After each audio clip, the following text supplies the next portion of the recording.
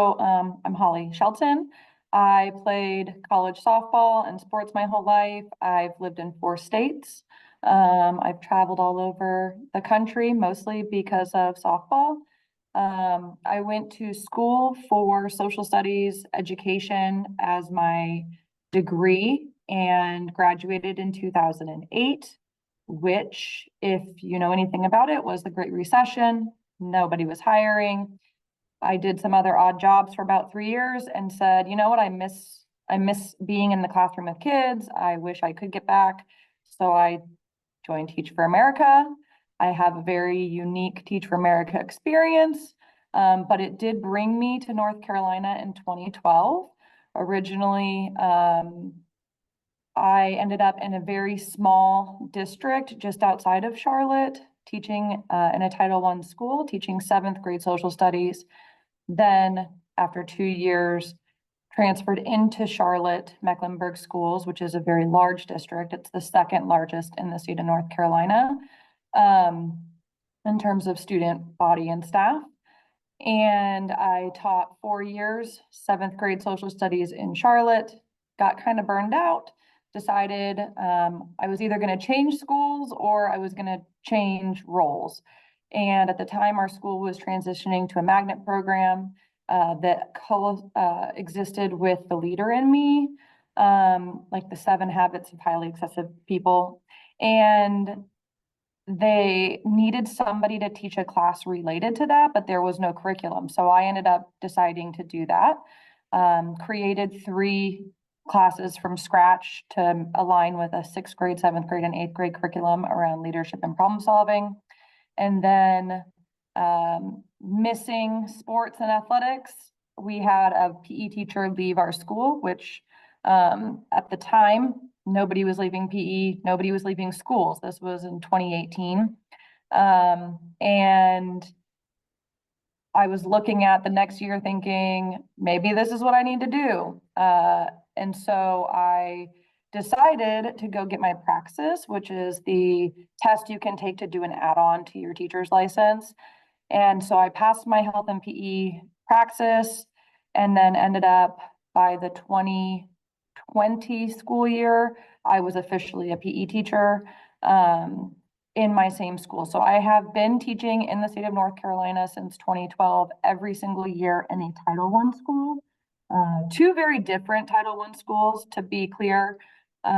If you don't know what Title I is a federal designation for a school that is a high need school based on the percentage of your students that are at or below the poverty line.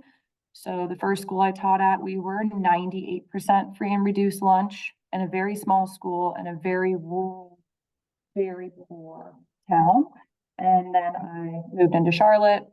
We have been very much at my school that I've been in since 2014, kind of always on the border of Title I, but always still qualifying.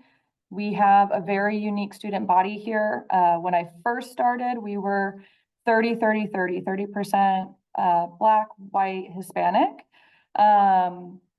Now we are almost 50% Hispanic. Then I think it's like 40-something% Hispanic. And then our next largest population is our African-American students, and then our white students. We have a very small percentage of Asian students. Part of that diversity and change in diversity comes with our magnet program, and part of that just comes with Charlotte, North Carolina has a very strong international center, and it is a location where families immigrating into the country will get assigned as their court date would have been here. So our school kind of became known as very friendly to our international students. And so we just started seeing a giant influx, and that's where we're at now. So I've been teaching health and PE for 5 years now. I love it. It is very different than anything else I've done in a lot of ways, but with the changes in the state of North Carolina in the last few years, it has definitely gotten a little bit more challenging. Can you explain to me and my students what Teach for America is and what your experience in Teach for America was. Absolutely. So when I was thinking about joining Teach for America, my background knowledge on Teach for America was that it is a program designed to bring high quality candidate teachers into high priority schools or areas that were lacking high quality candidate teachers to support high priority schools, mostly meaning students in poverty Title I schools. I was a non-traditional candidate for Teach for America because I came to Teach for America as an already certified public school teacher. I just had not actually spent a day in the classroom yet because of the way my graduation things ended. So I also knew that in order to get accepted into Teach for America, I kind of was warned. I knew quite a few people who had tried or who had successfully joined. And I was warned that if I said that my experience with teaching or my background knowledge in teaching was really great, then they wouldn't accept me, which seems super counterintuitive. So I was basically told by everybody I knew within the No Information to lie during my interview process and say that my full 5 years of education teaching, like in my degree, didn't matter, and I really desperately needed the help of Teach for America to make me a great teacher. So I did that, and I did get accepted. In 2012, I was the other part was that in Teach for America, you go through the process, you select like what are your high areas that you'd want to be, like your favorite, your medium locations you would want to go, and then like your absolute no-go locations you'd want to go. And Teach for America every year has like a high need area that like is their priority area. At the time that I was doing it in 2012, their priority area was Detroit, Michigan. Having lived in Pennsylvania and frozen my butt off for multiple years, I was like, absolutely not. And so I prioritized a bunch of locations out west, and then kind of Charlotte was, I think, the top of my middle, like I'm okay with going there category. I was one of 176 TFA to join the Corps in Charlotte that year. It was a really giant TFA class. And that was also the year that there was some laws that were changing and some agreements between Teach for America, the city of Charlotte, and the state of North Carolina all were coming together at the same time. So I was a non-traditional Corps member with an education degree in social studies. My Teach for America proposal, the option they gave me to join was to teach high school science, of which I had no background in. And so I accepted, but when you accept with Teach for America, it's a guarantee of nothing. Like you are accepting to move and there's zero guarantee of a job. You still have to get the job. You still have to interview. You still have to pass any tests that you have to take. So I had to take the high school science praxis, of which I did not pass, by the way. Let's be very clear.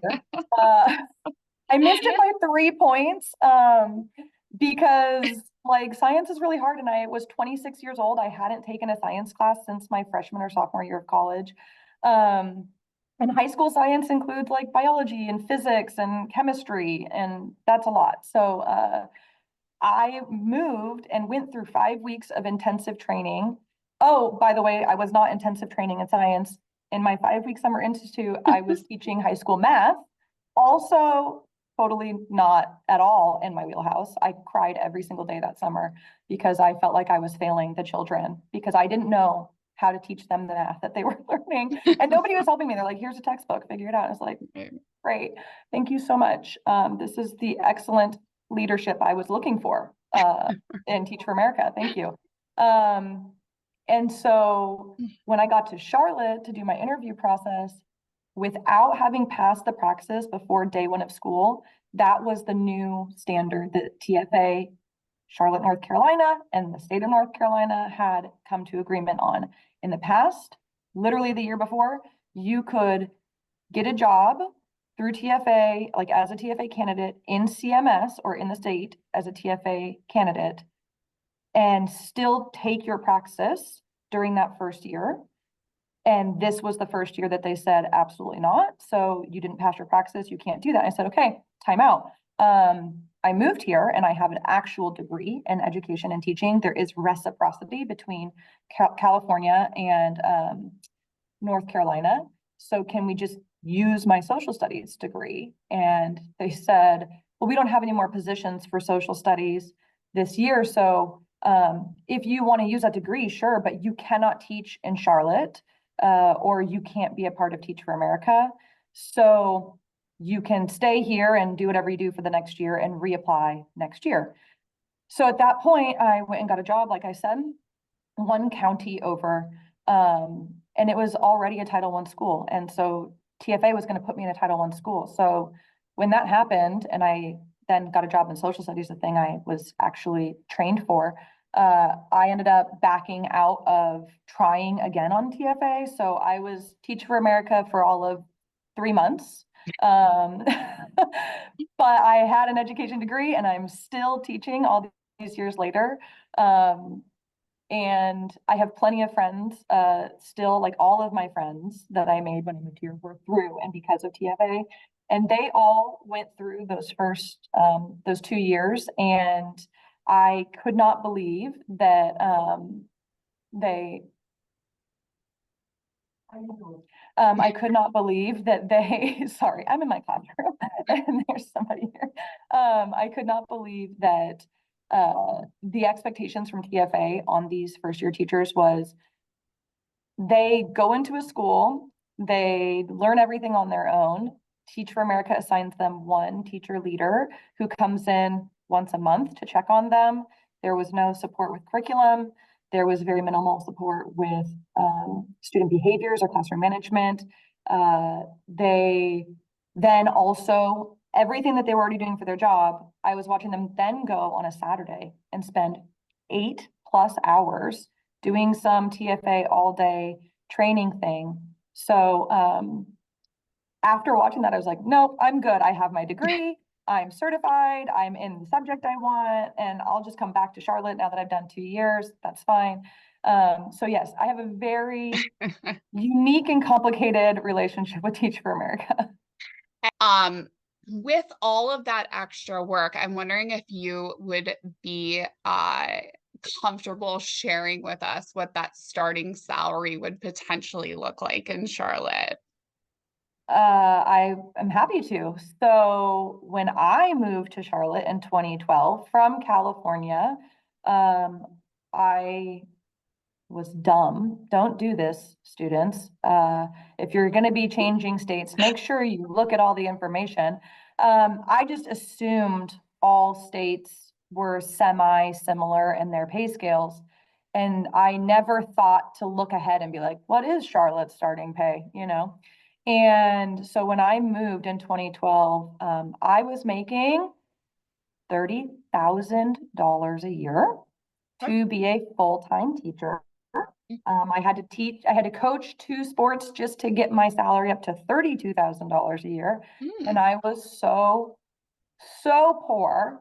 I literally went nowhere. I saw no one. I did not go out on the weekends. I ate peanut butter and jelly sandwiches. I was struggling. In Charlotte at that time, it was because of their supplement of their district, it was 35,000 maybe, so it wasn't much more. Now, the starting teacher salary in the state of North Carolina, they're very proud of this, by the way, which is just appalling, is like 45,000, I believe. That's without a supplement. So what happens in North Carolina is the state sets the pay scale for, your experience. And then the different districts, depending on their funding, can decide to add a county supplement. So for our school district being a large metro area, the district asks the county to provide a large supplement to supplement our pay. So I think my pay right now I have only been teaching, this is my 13th year. I have credit because of my previous work. The state of North Carolina did give me credit. So I am technically on the 16th year pay scale. My North Carolina salary, I believe, is 55,000. With the supplement, I make 64,000, I think, 64. And that's on a 10-month pay scale. We do not get paid over the summer. So you have to save your own money or get a second or third job over the summer. Because the pay is so low here. And like you said, if you were doing something like Teach for America, the pay is low, the hours are incredibly long. Plus you have other things going on that are Teach for America requirements. Some of which take place after school on midweek and some of which take place on the weekends. A lot of people have to work second jobs. Like some of my friends were bartenders or waitresses. And then they would come to work and be like, oh my gosh, so-and-so, one of their students came into their restaurant and they had to like serve them and their family, and it was super embarrassing, right? So it's a pretty serious issue in terms of the pay. And in Charlotte, our cost of living is not actually as cheap as you would think, because our cost of apartment living is very, very high. Apartment rent here is very high compared to anywhere you would think it would be. So it's definitely a challenge, and our Teach for America numbers have decreased significantly, despite the fact that our teacher need within our district has increased a lot. I think we currently, as of last year, we had 1,000 open positions in our district for teachers. Wow. Yeah. I had one in 5 minutes, but what has been the biggest difference that you have seen for educator and administration relationships? So you've always had a boss, you've always had a principal, you've always sort of, had to abide by the school's rules and mission and all of the things. How has that relationship changed and shifted?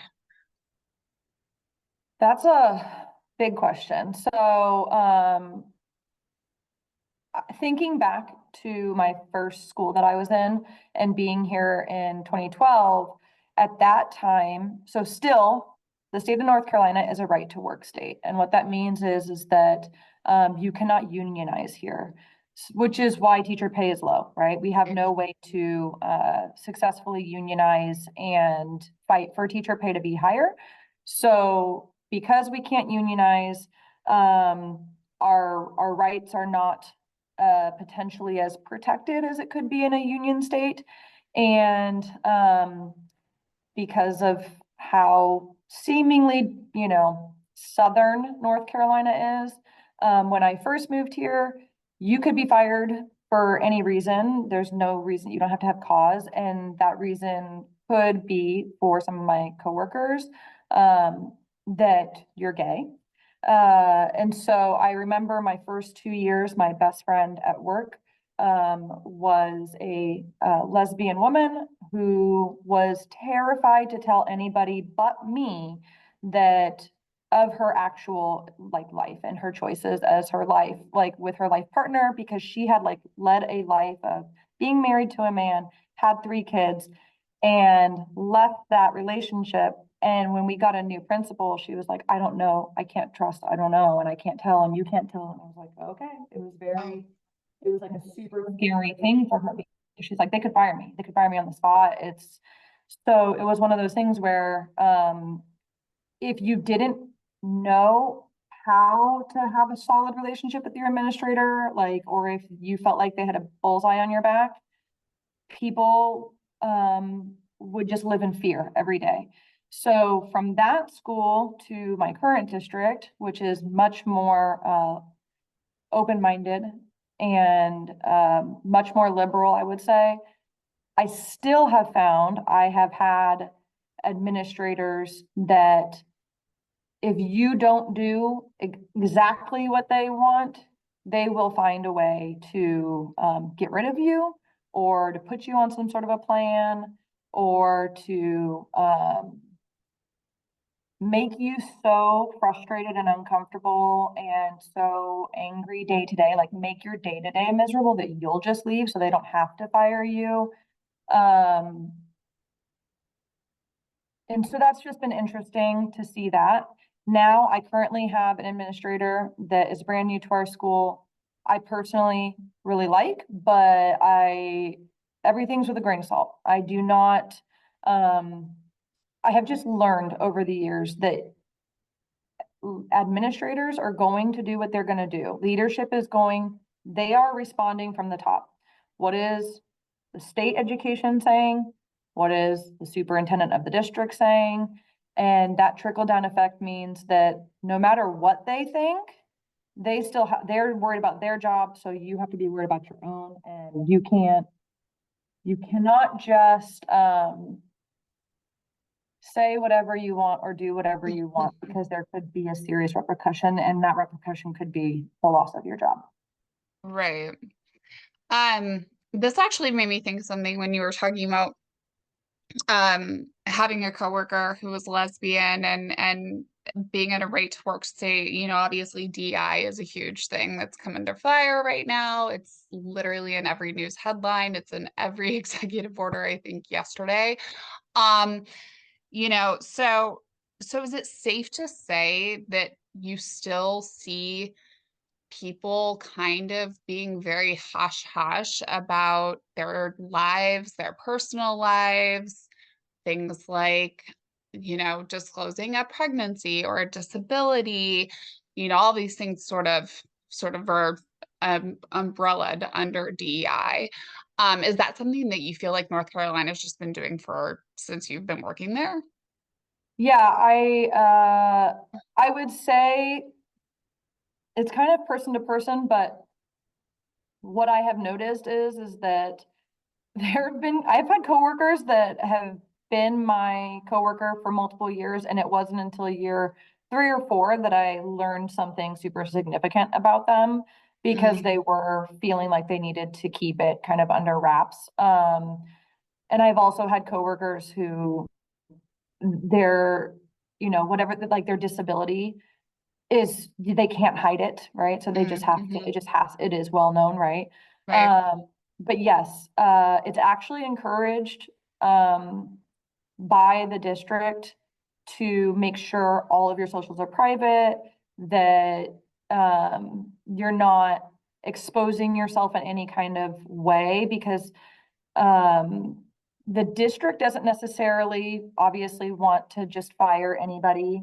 The district wants to keep teachers, but we do have a history of parents trying to influence things. And how parents influence things in our district is through our school board. And our school board has an insane amount of power over our district. And our school board I think there are 2 former educators on it, and then on a board of 11. Everybody else has no prior education experience. They don't have any background in education. And so, yeah, it is a state that is trying to get more progressive, and it does in some ways work towards more progressive the more that people from northern states move down here, or from like out west move here, but it is still very entrenched in outdated, I will say, ideals.